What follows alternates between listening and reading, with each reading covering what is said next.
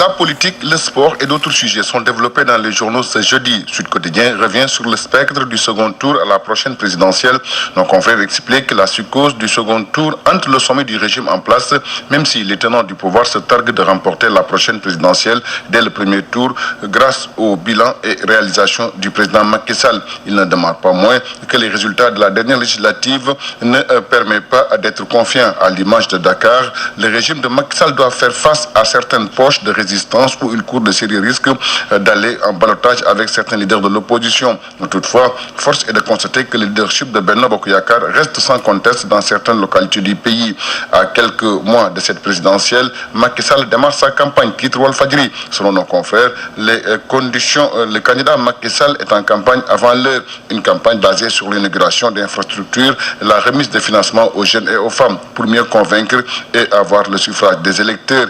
Il a inauguré hier Dakar Arena. Macky Sall lance sa campagne selon nos confrères du quotidien La Turbine. Ils expliquent que la République a pris d'assaut hier la zone de Diamniadio, à leur tête le chef de l'État, pour inaugurer le complexe sportif Dakar Arena qui a coûté 33 milliards de francs CFA, une occasion pour anticiper sur sa victoire en 2019. Sur le même sujet, Vox Populi barre à sa une sûre de sa victoire en 2019. Macky Sall annonce qu'il va inaugurer un stade de football de 50 000 places en 2020. Nos confrères du quotidien Les Échos renchérissent. Macky Sall donne rendez-vous en 2020 pour un stade de football de 50 000 places. Nos confrères du quotidien national Le Soleil et de l'Observateur sont aussi revenus sur l'inauguration de Dakar Arena.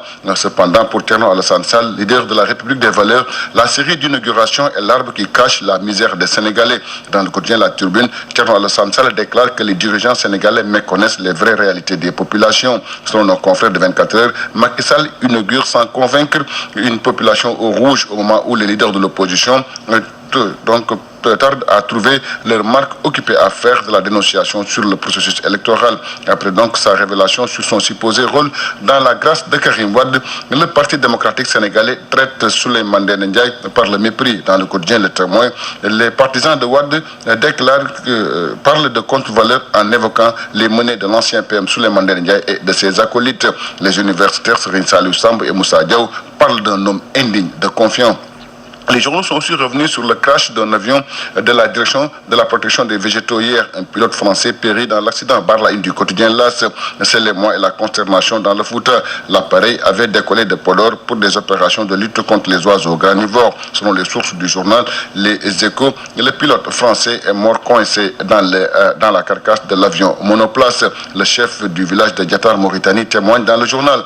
Abdou Elimansi déclare, je cite, « Nous avons eu peur en entendant le bruit. C'était comme un tremblement de terre. » Selon les sources de nos confrères de l'Observateur, une enquête a été ouverte pour déterminer les causes du crash.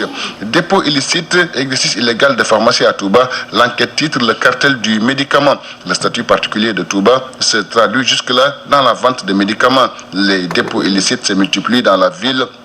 Dans une impunité totale, les acteurs demandent à l'État d'empêcher les médicaments contrefaits d'entrer dans la ville sainte. Le ministre de la Santé rassure. Abdoulaye Diouf Sarr déclare, je cite, « Nous allons mener une guerre contre les boutiques et les dépôts de pharmacie. » En sport, au lendemain de l'échec des Lions du Sénégal au mondial russe, Aliou Cissé et son staff évaluent les Lions du Sénégal. Nos confrères du quotidien Record révèlent qu'Aliou Cissé technique à Paris pour évaluer le parcours du Sénégal. Dans ce conclave, aux allures de débriefing, le coach des Lions du Sénégal et ses collaborateurs vont passer à la loupe le mondial des Lions du Sénégal et se projeter vers la prochaine compétition. Et puis nos confrères du quotidien sportif SAT qui reviennent sur la suspension de Daouda Gueye par un jury de la Confédération africaine de football. Franck Gueye, le président de la commission centrale des arbitres, déclare dans le quotidien sportif STAT que Daouda Gueye a nié ses accusations de corruption. Merci, c'était tout. À vos journaux et bonne lecture.